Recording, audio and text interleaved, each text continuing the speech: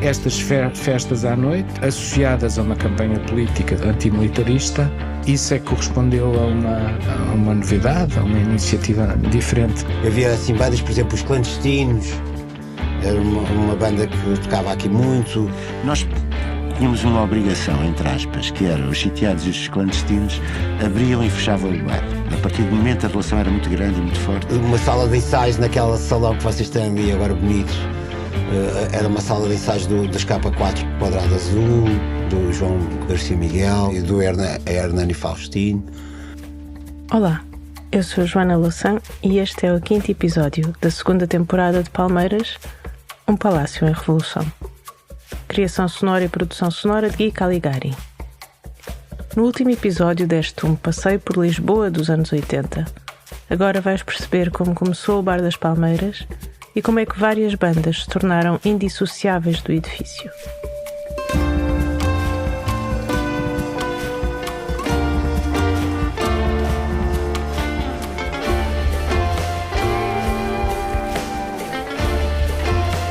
Palmeiras, um palácio em revolução. Ouviste João Carlos Louçã, Trips e José Falcão na abertura do episódio. Nas Palmeiras, nela, na sede, não só tocaram várias bandas, mas também foi um lugar de ensaio de várias outras, ao longo de diferentes períodos de tempo. Já falámos dos Emílio e a tribo do Rum no primeiro episódio, agora vamos aos K4 Quadrado Azul. Falei com 2 elementos da banda, Pedro Eloy Duarte e Fernando Faustino. Na altura, o projeto que nos levou um bocado aqui também era os K4 Quadrado Azul. Sim. Que era assim, pronto, era um projeto um bocado anarquista, um bocado anárquico. E como é que era o vosso som? O som dos K4 Quadrado Azul? Era uma grande mistura. Era uma música alternativa, mistura de rock, com às vezes punk, outras vezes mais sinfónico. Um dos nossos bateristas chamava-lhe punk sinfónico. Era tudo menos convencional. Era pouco convencional e um bocado anárquico e caótico às vezes. Devia ser difícil, uma experiência difícil para quem estivesse a ouvir. Às vezes sim. Poderia ser. O Pedro e o Fernando descreveram num episódio anterior como os K4 forraram toda a sala do edifício, e é uma sala grande, de papel de alumínio, daquele da cozinha, e fizeram um concerto rodeado de projetores. O nome da banda é uma referência ao Almada Negreiros, que em 1917 publicou um folheto satírico com o nome K4, o Quadrado Azul. Eles mostraram-me este artigo de José Faísca, que saiu no jornal LP em 1988. O certo é lido pela Diana Dionísio. A realidade soletra-se, por exemplo, na Casa das Palmeiras, na noite de sexta para sábado passado. Concerto de K4 Quadrado Azul. Numa sala ampla de uma antiga mansão burguesa, hoje adaptada à sede de uma organização política, sobre um palco improvisado, os K4 guiaram por 3/4 de hora o imaginário dos 70 ou 80 presentes. Presenciámos um som ácido e corrosivo, com súbitas erupções de energia contrapostas a momentos de irrequietude aparente, o que se deve conjugar com o ambiente da sala para perceber o efeito psicológico que o espetáculo teve na audiência. Por certo, assistimos a algo de excepcional. Onde a água nasce! Onde a água nasce! Sim, não sei porque recargos de água. Também não sei bem não sei como é que viemos cá parar. Como é que viemos cá parar? Se foi através do João Miguel, se foi através do conhecimento que o João Garcia Miguel também ficava connosco, que talvez tenha sido através dele. Mas sei que na altura também havia o pessoal que geria a coisa, também estava muito receptiva a dar oportunidades, a tornar aquilo um sítio de certa maneira que atraísse pessoal, que pronto, um bocado, como é que eu ia dizer, alguma militância, alguma... Sim, uma militância cultural e contracultural, se quiser. Depois dos K4, os clandestinos começaram a ensaiar lá. José Fabião e Carlos Antunes. E os Clandestinos, na sua raiz, era eu, o João Marques, o Necas, Carlos Antunes, nome dele, e a Bé, Isabel Duarte, o nome dela. Um dia, acho que até foi, não sei se foi o Zé, se foi o Bolos, que nos convidou para a gente vir aqui tocar uma noite. E a partir daí começámos a vir aqui, tocámos aqui um par de vezes, depois surgiu a situação de podermos ensaiar aqui. E nós passámos a ensaiar aqui e tocámos aqui muitas vezes e ajudámos em muitas coisas, e depois acabámos por nos tornar quase uma espécie de uma embaixada musical / cultural do PSR em várias iniciativas que fizeram, e fazíamos isso com muito gosto. E com isso, depois também por arrasto começámos a tomar parte em algumas iniciativas do próprio PSR. Houve sempre, eu não sei até que ponto é que isso foi pensado, cuidado dessa maneira, mas havia sempre um distanciamento do partido. A coisa não tinha tanto a ver com o partido, tinha a ver com muitas outras coisas, com as chamadas questões marginais que o PSR fundou cá em Portugal, o Tropa Não. Havia muitas coisas em que nós participávamos, e participámos com muito gosto. E o Bolos disse-me que vocês nunca chegaram a gravar um disco. Nunca chegámos a gravar um disco. Temos coisas gravadas numa cassete do Tropa Não, dos concertos do Tropa Não. Temos coisas gravadas dispersas por aí, gravações foram feitas no Rock Rendezvous, pelo próprio Rock Rendezvous, algumas delas, maquetes, mas nunca gravámos um disco. Okay. Se calhar, se tivéssemos gravado, se calhar a conversa tinha sido outra, a coisa tinha tomado outro caminho. E aqui ensaiavam com que regularidade? Nós ensaiámos todos os fins de semana, durante alguns anos, nós vinhamos aqui todos os fins de semana ensaiar. E o processo de ensaio era caótico, obviamente, a maior parte do tempo, a menos que tivéssemos concertos em vista. E nessa altura pensávamos num alinhamento e ensaiávamos as músicas todas do alinhamento e tocávamos o alinhamento todo seguido para ter a certeza que éramos capazes. A menos que fosse isso, a coisa era quase por livre associação, que íamos tocando as coisas, gravávamos, deixávamos um gravador a gravar, e depois, como se não bastasse o martírio de ter feito aquilo a primeira vez, ainda tínhamos a segunda vez o martírio de ouvir aquilo e tentar extrair daquilo qualquer coisa que valesse a pena. Éramos completamente, nem vou dizer amadores para não ofender os amadores, era o oposto daquilo que devia ser um qualquer projeto de produção musical. Nós nem sequer linguagem tínhamos para comunicarmos com os outros, era por gestos. Acho isto engraçado, porque tanto os Clandestinos como os K4 tiveram uma forma de começar a tocar bastante punk, digamos assim. E como é que vocês começaram a tocar? Não sei, quer dizer, Aquelas coisas vários miúdos. projetos desde miúdos. De ouvido também. Sim, de ouvido. Tocas bem, hoje experimenta lá aí. Deve ser um bocado tipo. Muito fixe. Aprender, sim. Quase a aprender uns com os outros. Yeah. Não havia YouTube na altura.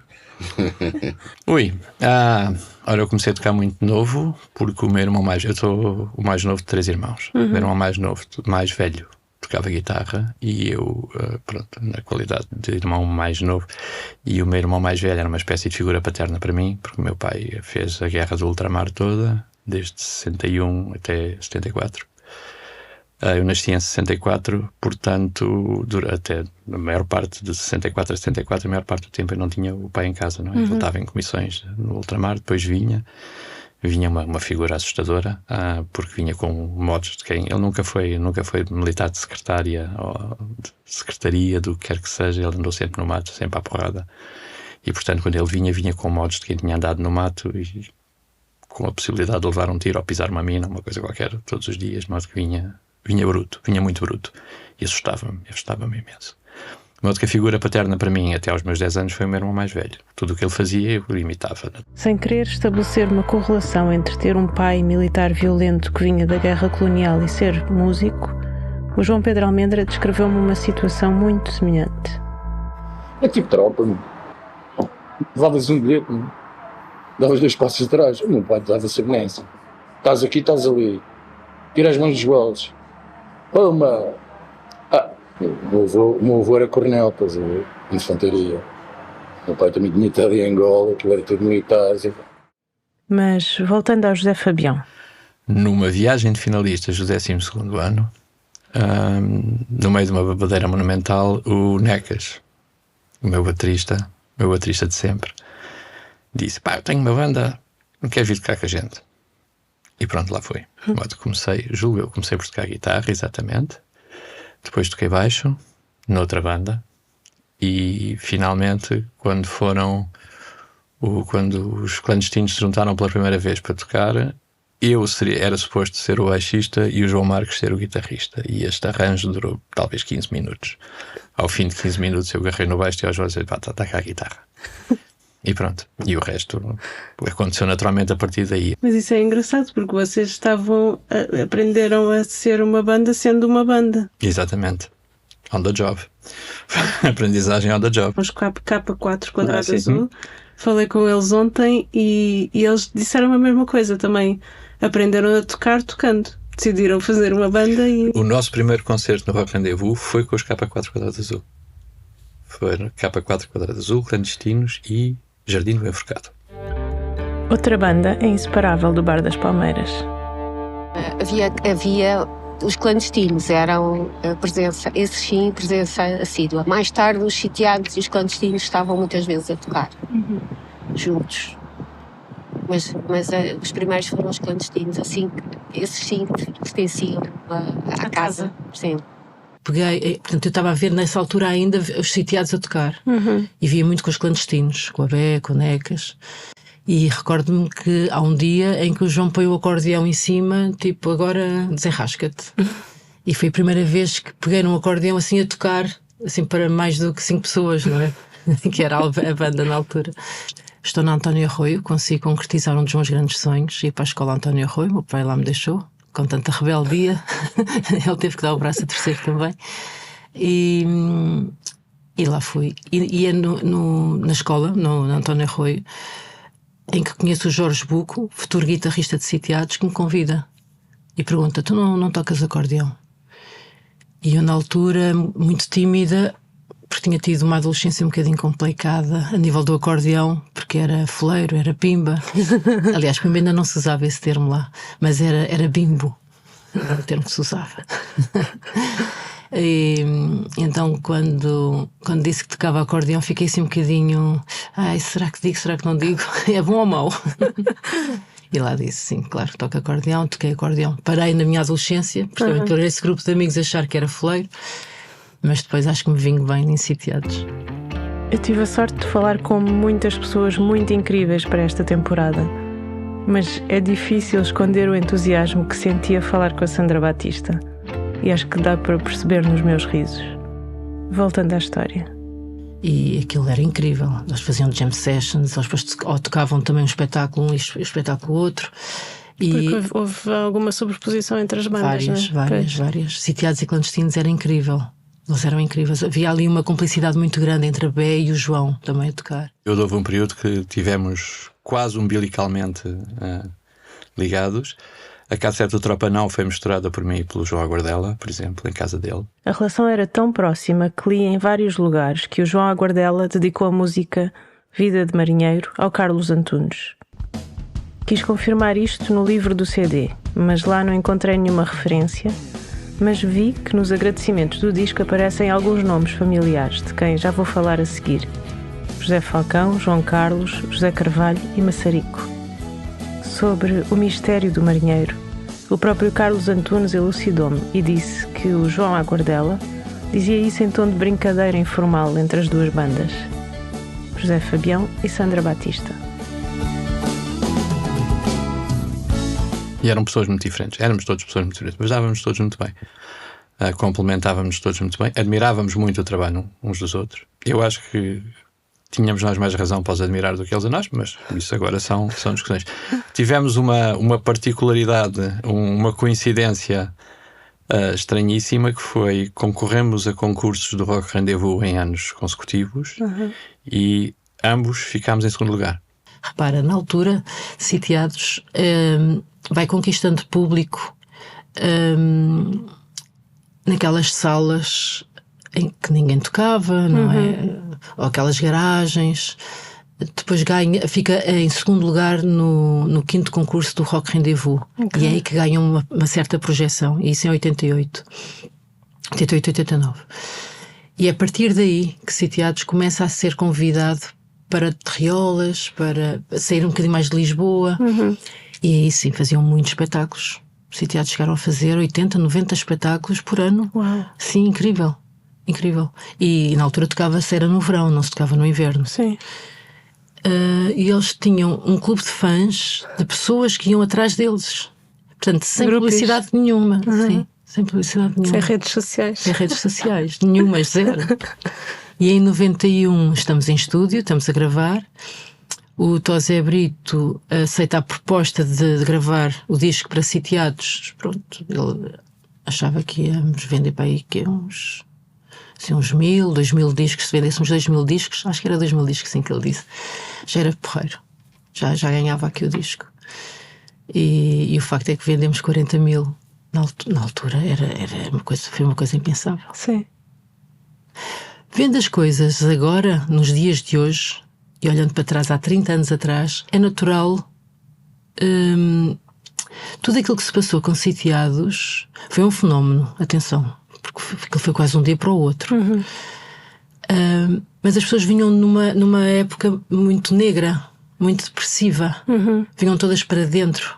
E de repente tens ali 5 putos a cantar com cores, a cantar as coisas que só nos dizem respeito a nós portugueses, porque a maior parte das letras era referentes a episódios nossos e só nossos. E que o João, com o seu sentido de humor raro, conseguia muito bem concretizar e expô-los em música. E é isso que faz Sitiados. Esse boom surge realmente com essa espontaneidade, com esta falta de comparação, porque não tínhamos uma comparação, não havia, não é? É isso que eu acho que fez com que o Sitiados tivesse tido também o sucesso que teve. Foi na altura certa, no momento certo. É.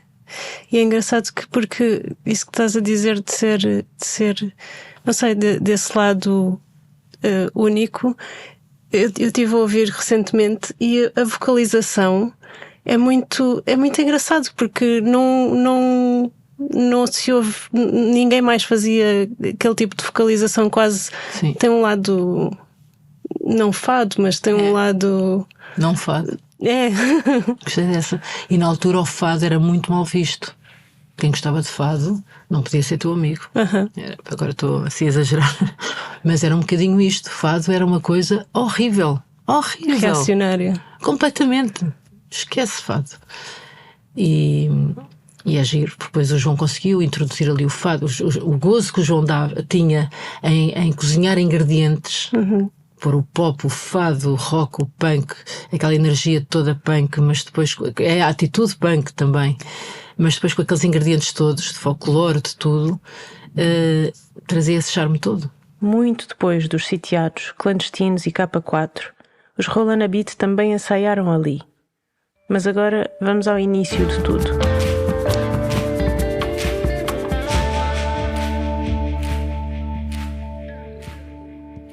Com a campanha antimilitarista é que surge a designação Palmeiras e corresponde ao resto do chão. Ou seja, corresponde ao resto do chão, à parte que era aberta ao público para as festas, para os concertos, para os momentos de convívio. Não corresponde ao resto da sede do PSR, não é? Tínhamos que manter a sede, não é? E não havia dinheiro, as fontes de financiamento eram muito poucas, não é? O partido não tinha representantes na Assembleia da República. Portanto, nessa primeira fase, a sede era uma sede de um partido minoritário, com muitas dificuldades, com pouca gente ativa, e era um bocado soturna. Era tudo um bocado soturno nas memórias que eu tenho. De facto, é a campanha antimilitarista nos anos, a partir de 87, que muda isso. Ouviste o João Carlos Louçã e o Alexandre Freitas, mas antes, em 84-85, Eduardo Amanso tinha começado uma primeira versão da exploração do Bar das Palmeiras com 2 amigos. Maçarico era a alcunha pela qual era conhecido Vítor Ribeiro. Eu fui uma fundadora, juntamente com o João da Ponte e com o Maçarico, grandes amigos que já não estão cá. E eu não sei como é que aquilo surgiu, eu não me lembro muito bem em que contexto é que surgiu de se tomar conta, de se abrir o bar à noite, que ao início era só aos fins de semana até. Sim. Punha-se as mesas corridas, fazia-se muitas vezes chouriço assado, vinho tinto ou cerveja. E na altura eram os baladeiros, estás a ver? Era a malta que tocava na viola. Pois, ainda não era as horas. Não eram os grupos de rock. Não, pá, eram... Era a malta que cantava música brasileira, jazz. Música de intervenção. A minha fundação do bar, com os outros dois amigos, foi... Epá, as noites eram calmas até. Era esse ambiente que eu estava a dizer. Aparecia malta que nem sequer era do PSR, mas que gostavam de frequentar o sítio. Aquilo era calminho. Eu depois saí muito cedo, eu acho que tive uns meses só. Ok. Porque, pá, entretanto o miúdo era bebê. Estás a ouvir Eduardo Manso e o Edgar Feldman. Com mudança na gestão do espaço, houve a decisão de aproveitar a campanha que entretanto tinha arrancado, o Tropa Não, e sobre ela vou falar no próximo episódio, para organizar concertos um pouco diferentes dos que tinha havido até então. Palmeiras começa a abrir à sexta-feira, com concertos, e com concertos associados à campanha Tropa Não, com divulgação pública. Toda a gente sabia que era a sede do PSL, nós não mascarávamos a entrada da sede para fazer isso, ou seja, as pessoas sabiam ao que iam, mas digamos que era um espaço, era o espaço das sextas-feiras do rock, não é? Das bandas de rock, mas é aí, na verdade, que isto começa a mudar esse aspecto. Embora ao princípio aquilo fosse um instrumento do PSR, não é? A determinada altura o PSR, aquilo como sede do PSR é substituído pelas Palmeiras, e muita gente, pá, só depois é que reparava que aquilo também era a sede do PSR. Quando a Eduarda e o João da Ponte saem da organização do espaço, juntam-se ao Maçarico, o Bols, ou José Falcão, João Carlos Louçã e o Zé da Messa, José Carvalho, sobre quem vais ouvir num outro episódio. São as mesmas 4 pessoas a quem os sitiados agradecem no primeiro disco. E porquê de onde é que surgiu a ideia de começar a fazer lá os concertos? Já a seguir àquela... eu acho que deve ter os concertos sido... Sim. Epá, o Zé era amigo dessa malta toda e conhecia esses grupos todos e essa gente toda. E quando ele se mete, ele diz: epá, vocês estão a fazer coisas de velho, né? Que era jazz ou a bossa nova. Pois é, abrir as portas era também conquistar juventude para o partido, para as ideias revolucionárias. E não éramos muitas pessoas, quer dizer, o Bols estava na primeira linha, portanto era a pessoa que era o responsável da sede, era funcionário do partido, era a pessoa também, pronto, e com a sua energia enorme, que assumiu muitas das tarefas práticas e também uma parte substancial da coordenação política da campanha.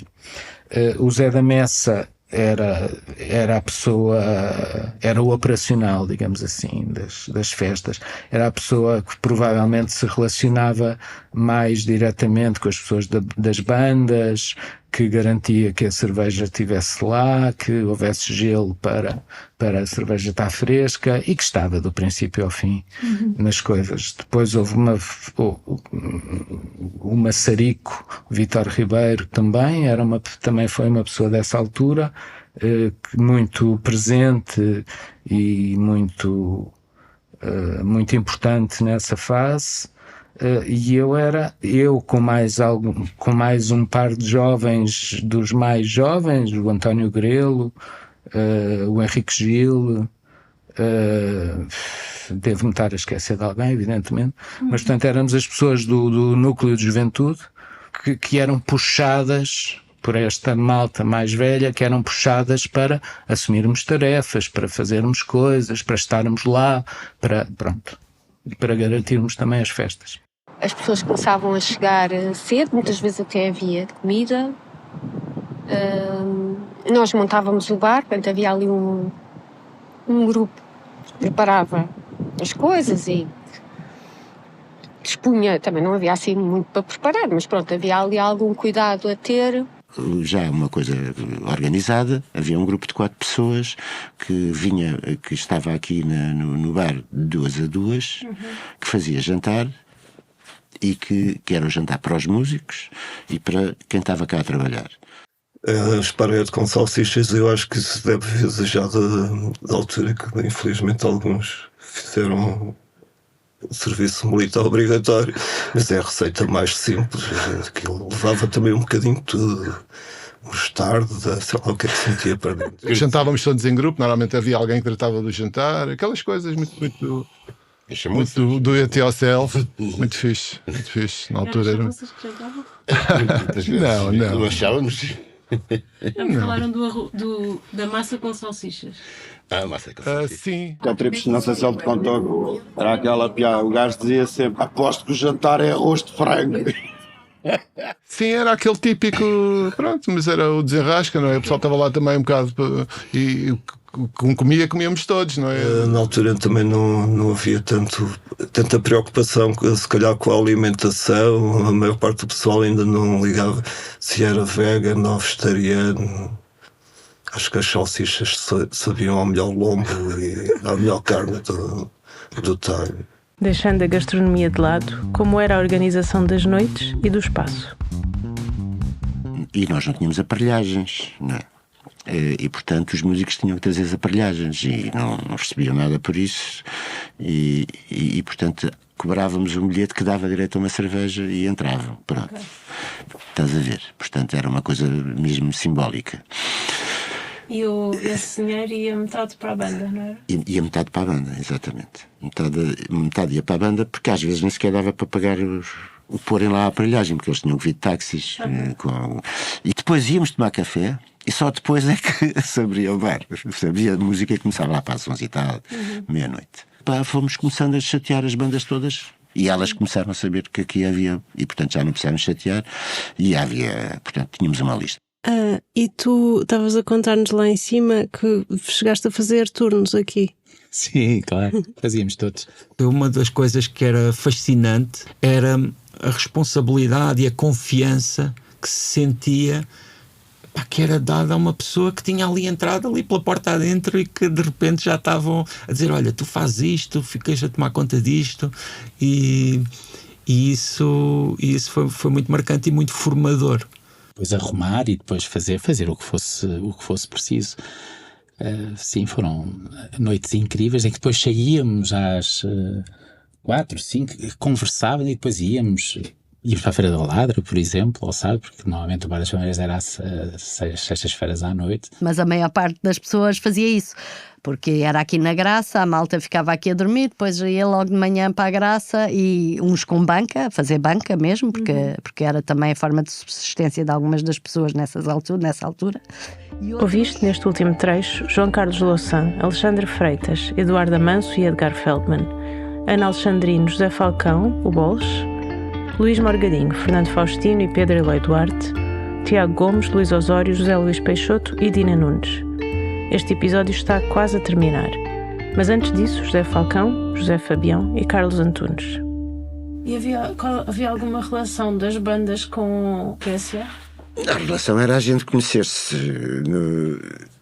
e chatear-me um luxo por causa das campanhas que fazíamos e porque andávamos no bairro também, não é? E portanto, as nossas campanhas eleitorais eram bem conhecidas, não é?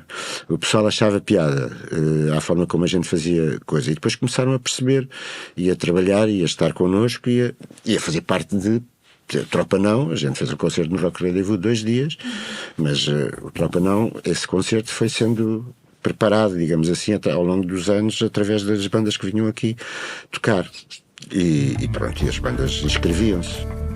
O movimento Tropa Não é o tema do próximo episódio. Mas havia outras atividades que aproximaram, sobretudo os clandestinos, do PSR, como os acampamentos de juventude da Quarta Internacional, todos os verões em países diferentes. Portanto, desde 84 que havia acampamentos. Portanto, isto é tudo junto, não é? Percebes? A gente... começa o primeiro acampamento da Quarta Internacional na Alemanha, a gente já vai para o acampamento internacional. Já há bar, já há concertos, já há bandas. E depois, pronto, as bandas foram fazendo variedíssimas coisas e participando em variedíssimas atividades. Sei lá, os sitiados e os clandestinos chegaram a ir a São João da Madeira, ao Sindicato do Calçado. Vamos dar concertos de solidariedade com trabalhadores nos sindicatos. São João da Madeira, conhecemos lá o Juba, que era um sindicalista à séria. E depois fomos também aqui à Serra da Lousã. Esses foram, acho que foi o melhor concerto que nós demos de todos, foi na Serra da Lousã. Fomos uma vez tocar a um acampamento da Quarta Internacional Socialista a Barcelona. Que foi uma cena absolutamente inacreditável. A verdade é assim, os catalães estão naquele aspecto estavam um bocadinho mais avançados e evoluídos relativamente aqui ao pessoal. E eu lembro-me perfeitamente, uma das coisas que a malta primeiro chegou é que havia lá um cercado, então aquilo era só aberto às mulheres. Inclusive eles tinham lá uma discoteca que houve uma noite em que não entravam homens. Havia montes de iniciativas e depois aparecia lá, depois havia aqueles gajos que apareciam que esta ETA, gajo do Sendero Luminoso, assim, coisas assim inacreditáveis, não é? E todos os grupos e movimentos de guerrilha. O Juba, que era um sindicalista à séria, era a alcunha de Manuel Graça, que era, de facto, um sindicalista à séria. E não sei, há assim mais alguma coisa que queiram dizer? Não, foi um prazer, não é? Sim, foi um prazer também ter feito um bocadinho dessa história também. Sim, foi porra. Sem querer, fizemos um bocadinho parte dessa história, que eu sempre fiz. Se estás a ouvir estes episódios à medida que vão sendo publicados, vamos parar por algumas semanas, antes de retomarmos com o movimento Tropa Não. Se gostaste, partilha o episódio com os teus amigos. Deixa uma avaliação ou um comentário onde quer que o tenhas ouvido e ajuda a divulgar. De Joana Louçã com Miguel Bordal. Criação sonora e produção sonora de Gui Caligari. Ao longo do episódio ouviste as músicas Alibi, dos K4 Quadrado Azul, Alfaces, dos Clandestinos e Vida de Marinheiro, dos Sitiados.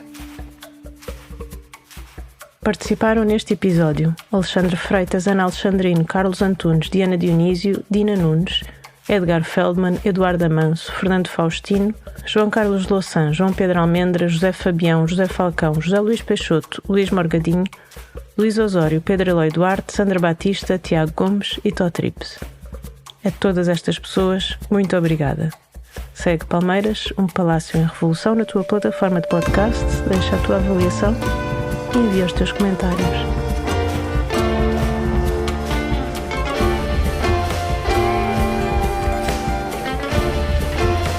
Palmeiras, um palácio em revolução. Esse podcast é uma produção da Muxirão Edições, que transporta vozes para comunicar a tua e a nossa história. Dá o like na sua plataforma de podcast preferida, acesse as nossas redes e o nosso site. Produção Muxirão Edições, com X.